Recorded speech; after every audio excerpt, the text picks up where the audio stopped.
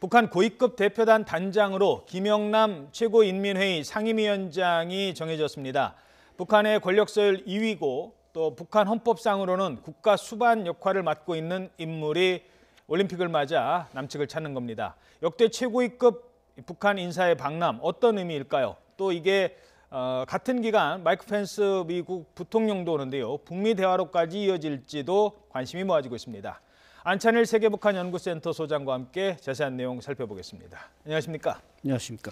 일단 이름은 많이 들어봤는데요. 김영남 최고인민회의 상임위원장 어떤 인물입니까? 예, 북한의 말하자면 국가 수반급 말씀하신 대로 수반급인데 북한은 이제 당, 정, 군으로 권력이 분리되지 않습니까? 당을 대표하는 사람이 김정은이라면 정권을 대표하는 사람이 김영남이다. 이렇게 보시면 됩니다. 예, 김영남의 경우가 그러니까 과거에 김대중 전 대통령이라든가 노무현 대통령이 북한을 방문했을 때는 만난 적이 있지만 그러니까 남측을 찾은 거는 처음입니까? 그렇습니다. 이게 우리가 올해로서 이제 남북 분단 정권이 수립된 지 70년이 됩니다만은 이 기간에 우리 대한민국을 방문하는 최고위급 인사다. 우리 대통령은 두 번씩이나 이제 평양을 다녀왔지만 예. 북한에서는 제일 높은 사람이 왔다는 게 박성철 부총리, 72년 남북 7.4 공동성명 때 왔던 사람이 제일 높은 사람. 그 외에 이제 총리가 한번 연행묵 총리도 왔습니다만은 어쨌든 국가 수반급이 오는 것은 최초의 일이라는 데로부터도 의미가 있습니다. 김영남 상임위원장이 28년생이에요? 그러면 네. 90입니다. 우리 나이로. 그렇죠. 상당히 최고령급인 것 같은데 예. 건강이나 이런 데는 문제가 없나 봐요, 아직까지는? 네, 지금까지 이제 왕성하게 활동하고 있는 거 보면 건강에 전혀 이상이 없는 것 같고 이 양반은 이제 모스크바 대학을 유학한 그런 유학파이고, 그러니까 말하자면 그때 유학할 때 당시에 한국전쟁 기간에 유학했는데 황장엽 선생하고 같은 기간에 유학했고 또 같은 연세가 비슷하고, 그다음에 이제 노동당 국제비서를 저 양반이 이제 황장엽 선생에게 인계한 데로부터 대외적으로도 상당히 좀 알려진 인물입니다. 예. 사실 헌법상은 국가 수반이고 서열 2위라고 하지만 이 핵 개발이라든가 이런 데에서는 좀 빠져 있었던 인물 같아요. 그렇죠. 미국이나 이런 제재할 때 최용해 지금 김여정까지 주요 인사들이 다 그 제재 명단에 들어가 있지만 저 사람은 그냥 하나의 상징적인 인물이고 실제로 리더십을 발휘할 만한, 자기 밑에 이제 내각이 있고 인민위원회가 있고 하지만 그런 데서는 이런 핵 개발이나 이런 대량 살상 무기 개발에 관여할 수가 없기 때문에 그 제재 대상에서는 제외돼 있었습니다. 예. 자, 그러면 왜 북한은 김영남을 선택을 했을까요? 다른 사람들도 많았을 텐데. 예, 제가 볼 때는 아마 우리 언론이나 전문가들은 이제 최용해가 올 것이다, 최희가 올 것이다 얘기를 했는데 파격적으로 김영남을 북한이 선택을 했습니다. 예. 이것은 아까 말씀하신 대로 이제 펜스 부통령도 오고 아베도 오고 약 26개 나라의 정상급 지도자들이 오는데 여기에 과연 누구를 보내야 북한의 격을 세울 수 있을까? 그러니까 격 문제에서 우선 그래도 국가 수반급을 보내면 북한이 뭔가 격이 좀 살아나고, 그래서 이제 뭔가 김정은 위원장의 친서를 한 몇 장 가져올 수 있습니다. 즉 펜스 부통령에게 보내면서 이걸 트럼프한테 전해달라든지 또는 우리 문재인 대통령께 드리는 친서도 가져올 수 있고, 그 다음에 또 하나 이제 중요한 것은 이 양반이 이제 성격이 워낙 약간 나쁜 말로는 로버트적이고 점잖은 편이다 보니까 최영해 같은 경우는 좀 외교 과정에서도 과거 시진핑 주석을 접견할 때도 그렇고 자기 성격을 드러내는 경우가 있는데 이 양반은 절대 자기 성격을 드러내지 않기 때문에 그런 면도 고려되지 않았나 보여집니다. 예, 사실 북한이라는 권력 체계에서 1인자에게 잘못 보이면 정말 어떻게 될지 모르는 사회에서 지금까지 나이 90이 될 때까지 권력설 2위로 남아 있다는 것 자체만으로도 그가 얼마나 이 외교적으로 또는 이 권력 관계에서 수완이라고 할까 이런 게 좋은지도 보여주는 대목인 것 같습니다. 맞습니다. 이게 북한에 지금껏 국가 수반격인 사람이 한 3명밖에 없었거든요. 최초의 저 상임위원장은 김두봉이가 지냈고 그다음에 최용건이 지냈고 그다음에 주석제가 도입되면서 김일성이 주석이 됐습니다만 다시 주석제가 폐지되면서 98년 9월에 저 사람이 상임위원장에 올랐습니다. 지금까지 20년을 그 자리를 무난히 지키는 거죠. 물론 북한에는 뭐 임기나 뭐 순환보직이나 이게 없기 때문에 그런 것도 있지만 지적하신 대로 1인 지배 체제하에서 저렇게 무난하게 저 자리를 지킨다는 것 자체가 성격이나 이런 면에서 모가 나지 않고 상당히 인덕은 뭐 그 체제 내에서 있었다는 얘기가 되는 겁니다. 그렇죠. 그러니까 뭐 다른 뭐 2인자 예를 들어서 뭐 최룡해도 그렇고요. 중간에 잠깐 뭐 계급이 강등돼서 저 밑에 가 있다가 또 시골 농장에 있다가 올라갔다 뭐 이런 것들을 보여줬지만 김영남은 이제 그런 일이 많지 않았다는 게 상당히 알 수 있는 대목인 것 같습니다. 자, 그럼 지금까지 저희들이 말씀드린 내용을 김주한 기자가 정리를 했는데요. 김주한 기자의 보도 내용 보시고 질문 이어가도록 하겠습니다. 평창 동계올림픽 기간 방남하는 북한 고위급 대표단장은 김영남 최고인민회의 상임위원장으로 정해졌습니다. 북한은 어젯밤 늦게 우리 측에 통지문을 보내 김영남 위원장을 단장으로 하고 단원 3명, 지원 인원 18명으로 구성된 고위급 대표단이 남측 지역을 방문할 계획임을 알려왔다고 통일부가 밝혔습니다. 북한 고위급 대표단은 평창 동계올림픽이 개막되는 오는 9일부터 11일까지 사흘간 국내에 머물 예정입니다. 김영남은 북한 헌법상 국가 수반입니다. 서열상으로도 북한의 명실상부한 2인자로 꼽히는 최룡해 노동당 부위원장보다 높은 위치에 있습니다. 때문에 북한이 세계 각국의 정상급 인사가 모이는 평창올림픽에 김영남 위원장을 파견함으로써 자신들이 정상국가임을 과시하려 할 의도인 것으로 보입니다. 북측은 그러나 단원 3명이 누구인지는 밝히지 않았습니다. 단원에 최룡해나 국가체육지도위원장인 최희 등이 포함될지 여부도 주목됩니다. 그러나 이들은 대북제재 리스트에 올라 있는 인물입니다. 정부는 만일 이들이 북측 대표단에 포함될 경우 여행 목적이 올림픽 참가에 있다는 점을 강조하며 제재 예외로 인정받겠다는 방침인 것으로 전해졌습니다. 일각에서는 파격적으로 김정은 위원장의 여동생인 김여정이 대표단에 포함될 수 있다는 전망도 나옵니다. 김여정은 국제 제재 대상 인물이 아닙니다. 북측 고위급 대표단은 경기장 안팎에서 남측 고위 인사와 만날 것으로 보입니다. 또한 문재인 대통령이 주최하는 리셉션에도 참석할 가능성이 매우 높아 보입니다. 이 자리에서 미국 고위급 대표단을 이끌고 오는 마이크 펜스 미 부통령과의 접촉 여부도 주목됩니다. 남은 관심은 김영남이 김정은 위원장의 친서나 구두 메시지 등을 갖고 방남하느냐 여부입니다. YTN 김주환입니다. 네, 지금 김주한 기자도 지적을 했습니다만 이제 김영남이 오면 마이크 펜스 미국 부통령과 회동할 가능성이 높거든요. 그렇게 되면 어찌됐든 올림픽 기간을 뭐 이렇게 계기로 만나는 거지만 북미 대화는 상당히 고위급의 북미 대화가 되는 것 아니겠습니까? 그렇죠. 북한으로서는 지금 북미 대화를 간절하게 원하고 있고 과거에 무슨 2.5 트랙이니 뭐니 이게 국장급 정도에서 이루어진 대화에서는 하나의 소득이 없었습니다. 따라서 북한도 뭔가 파격적인 대화를 원하고 있기 때문에 아까 말씀드린 대로 뭐 김정은 위원장의 친서를 들고 와서 펜스 부통령에게 트럼프에게 전해달라고 할 수도 있고 또 그 밑에 이제 최용해나 또 다른 뭐 외교 담당 부위원장 이수용이나 이런 사람이 와가지고 또 뭔가 외교를 펼칠 수도 있어서 그 수행원이 지금 18명이나 된다는 거 아니겠습니까? 그 사람들이 왜 그렇게 많이 따라오겠는가? 뭐 물론 국가 수반급이 오니까 교육에 맞추려고 많이 따라오는지 모르겠지만 미국의 어떤 관리들과 좀 접촉을 해서 부통령을 따라온 사람과 접촉해서 뭔가 시그널을 미국에 전달하려고 할 수도 있습니다. 예, 그러니까 북한은 평창올림픽을 계기로 그런 것 같습니다. 핵은 이미 개발했다. 더 이상 핵 얘기는 이제 하지 말고 우리를 핵 국가로 인정을 하고 자 이제부터는 핵 보유국으로서 미국과 만나려 한다. 그러니까 평창 동계올림픽 때도 뭐 다른 나라처럼 국가 수반급이 오는 거고 그 국가 수반에 갔으니까 다른 국가 수반들과도 충분히 만날 수 있는 거고 그때 우리를 핵 보유국으로 인정을 해달라는 얘기 같은데 미국 입장에서는 일단 첫째 북한과 북미 대화를 이렇게 한국에 와서 한다는 거에 대한 그 입장의 어떤 발표도 없었고요. 그걸 원하지도 않는 것 같고요. 아직까지는 가장 떨떠름한 거는 평창올림픽 끝난 다음에 북한이 미사일 발사 안 할 것 같으냐 할 텐데 그럼 그동안에 이 하는 게 무슨 의미가 있느냐 이런 생각을 갖고 있거든요. 미국의 입장은 어떻다고 보십니까? 글쎄 뭐 지금 계속 나오고 있습니다만은 뭐 전략적 인내는 끝났다. 이제 네. 뭔가 행동으로 가겠다는 게 미국의 입장 아니겠습니까? 바로 북한도 그렇기 때문에 조금은 다급해졌고 그런 다급함을 뭔가 좀 불식시키기 위해서 이번에 아마 김영남이 내려보냈을 가능성이 높거든요. 더구나 또 2월 8일 날 북한이 또 건군절 70주년 뭔가 퍼레이드를 하는데 과연 거기에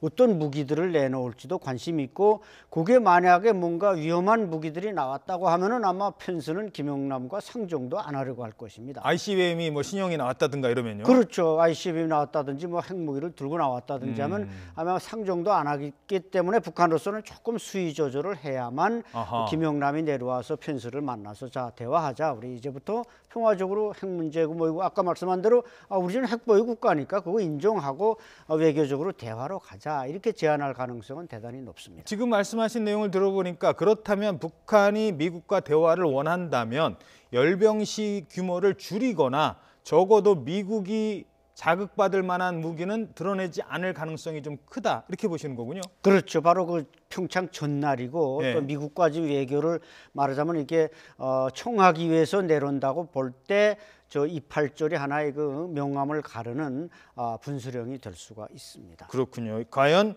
2월 8일 날 북한이 열병식을 어떤 규모로 어떻게 할지도 관심을 모으는 내용이겠습니다.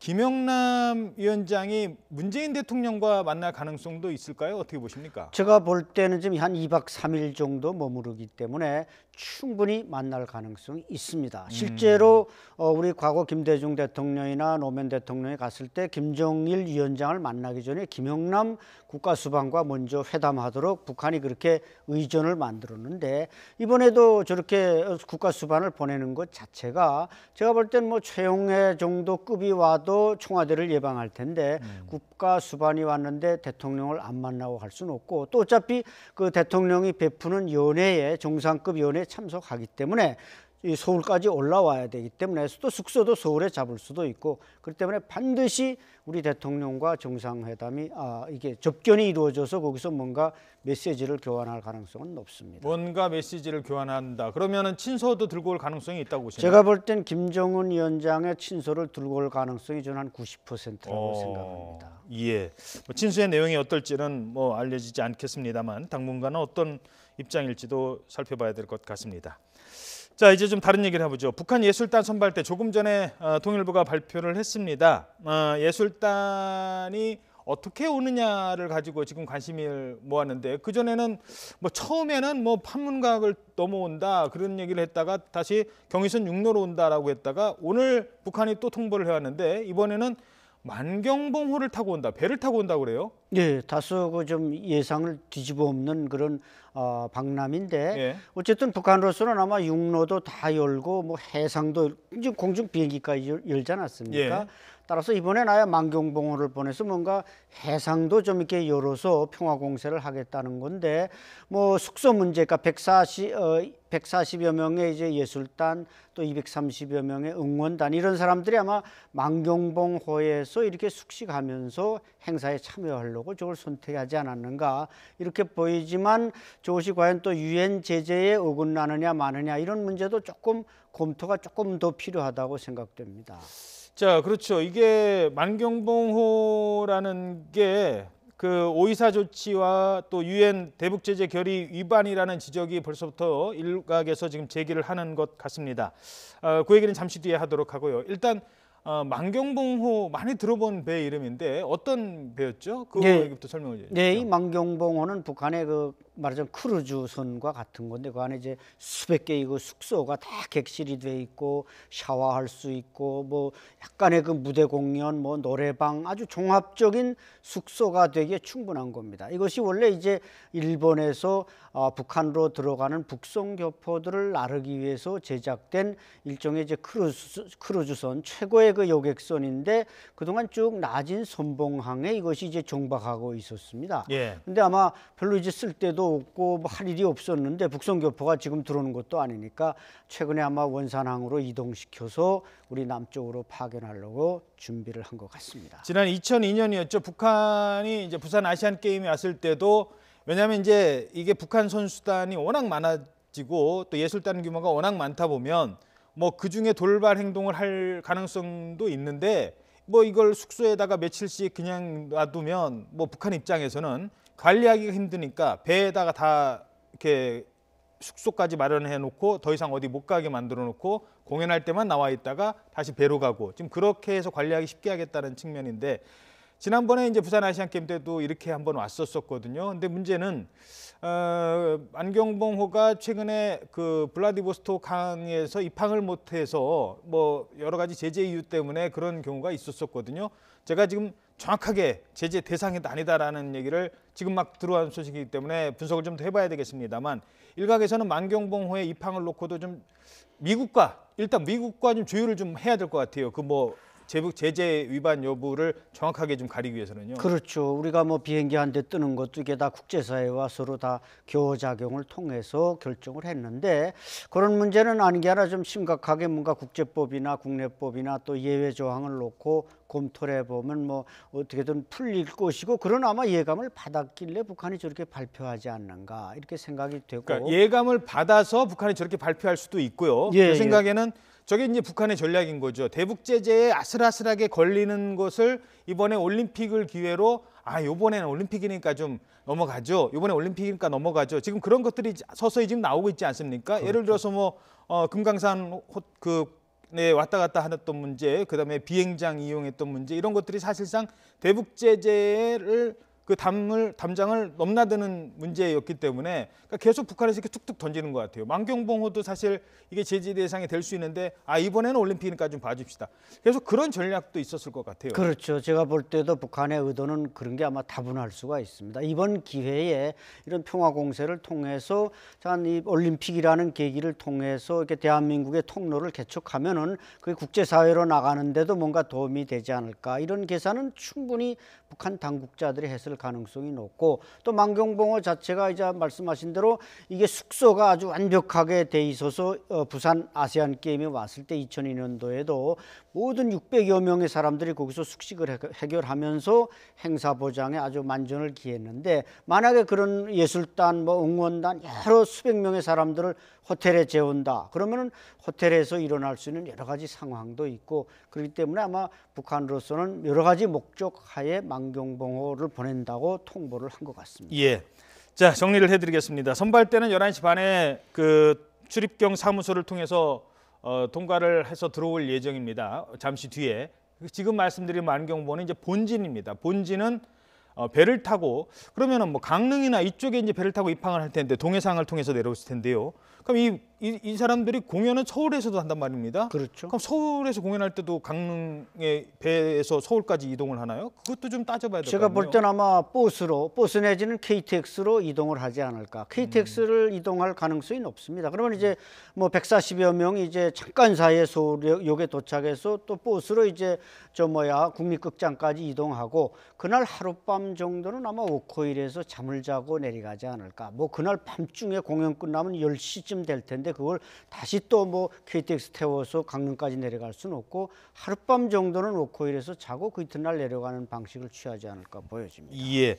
자, 어찌됐든 통일부의 입장은 이렇습니다. 만경봉호를 타고 내려오겠다라고 북한이 발표했는데 유엔 제재 위반 사항이 없도록 미국 등 그 유엔 회원국들과 상의를 해서 조율을 해서 긴밀한 협의를 통해서 제재에 저촉되지 않도록 하겠다. 그러니까 명확한 제재 대상인 것에 대해서는 피해갈 수 있게 하겠다라고 하는 것 같습니다. 그러니까 거기다가 만경봉호가 예를 들어서 뭐 북한의 금지 대상 품목을 실은 적이 있다. 이러면은 그 며칠간 못 들어오는 게 있잖아요. 그렇죠. 그런 걸 좀 따져보도록 하겠다라는 거죠. 맞습니다. 예.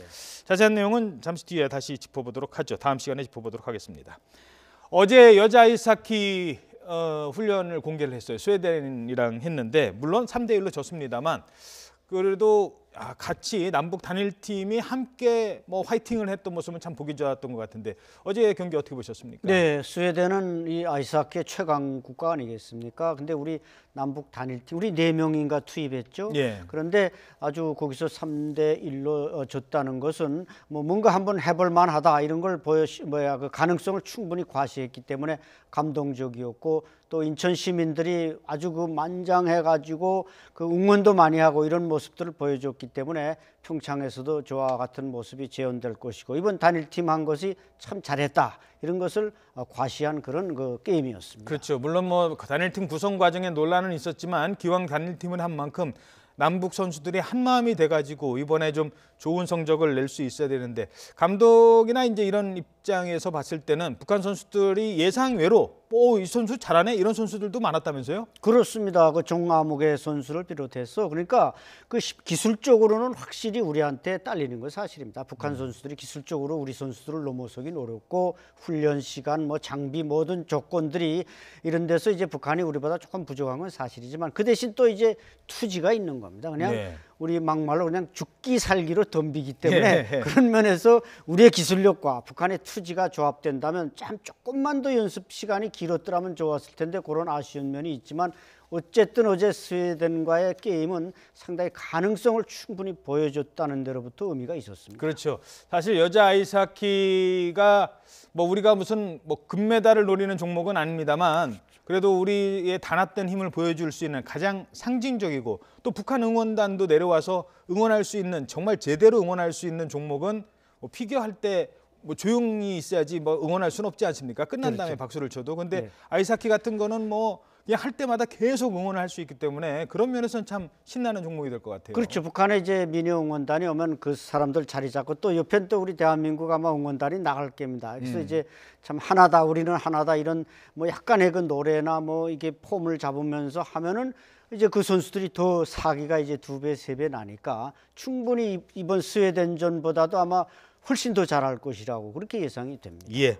자, 그런데 북한의 대표단, 아이스하키 대표단을 봤더니 이제 감독이 있고요. 감독이 박철호 감독이라고 여자 아이스하키 대표단. 왜냐하면 선수들을 이끌고 와서 서로 커뮤니케이션도 해야 되고 요 선수는 뭐를 잘합니다. 뭐 이런 얘기를 좀 해줘야 되는데 근데 거기에 이제 13명 외에 2명의 그 신원 미상인 남성이 보인답니다. 예, 예. 월스트리트 저널이 그걸 지적을 했는데요.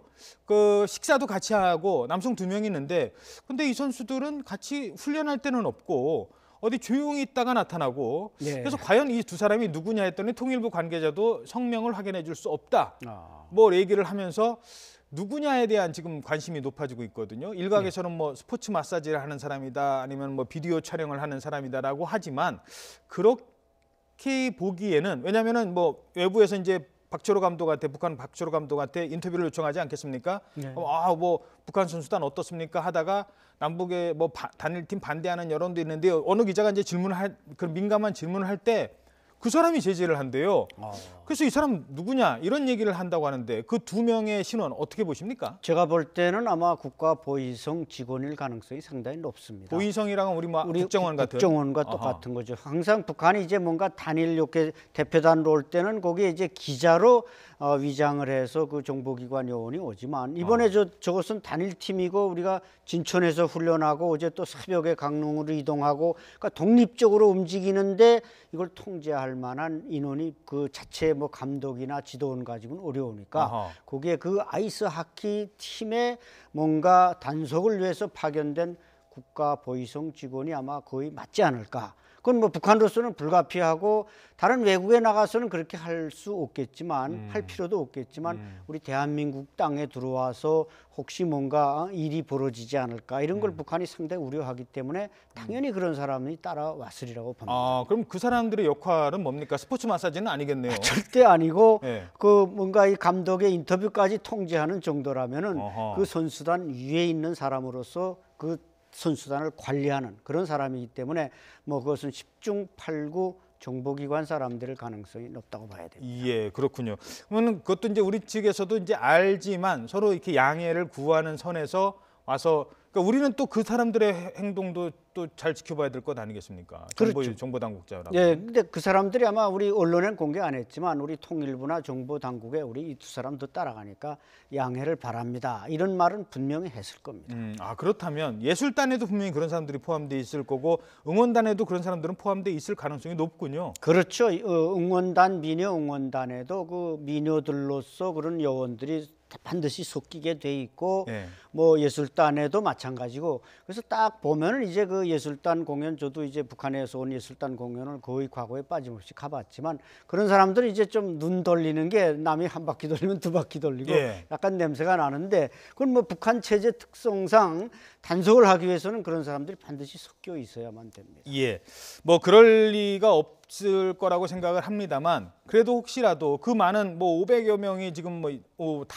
합쳐서 온다고 하니까 그 중에 뭐 설마 나 북한 안 돌아가겠습니다 뭐 이러거나 이제 이런 사고를 치는 경우가 발생을 한다면 참 이거는 정말 남북 관계 앞으로 참 골치 아픈 일이 될 수도 있겠습니다. 그렇죠. 우리가 그걸 예상을 해야 됩니다. 아니 아니라 그런 일이 일어나리라는 뭐 보장은 모르겠지만 그런 일이 또 안 일어난다는 보장도 없습니다. 왜냐하면 북한 선수들이 처음으로 대한민국에 와서 이 발전상을 보는 사람들도 많고 그러면 마음이라는 게 순간적으로 변할 수도 있고 그렇기 때문에 그런 데 대해서는 우리 아마 관계자들이 뭔가 만전을 기하고 그런 현상이 나타났을 때는 어떻게 대비한다 이런 뭔가 매뉴얼이 아마 다 준비되어 있을 것입니다. 예, 알겠습니다.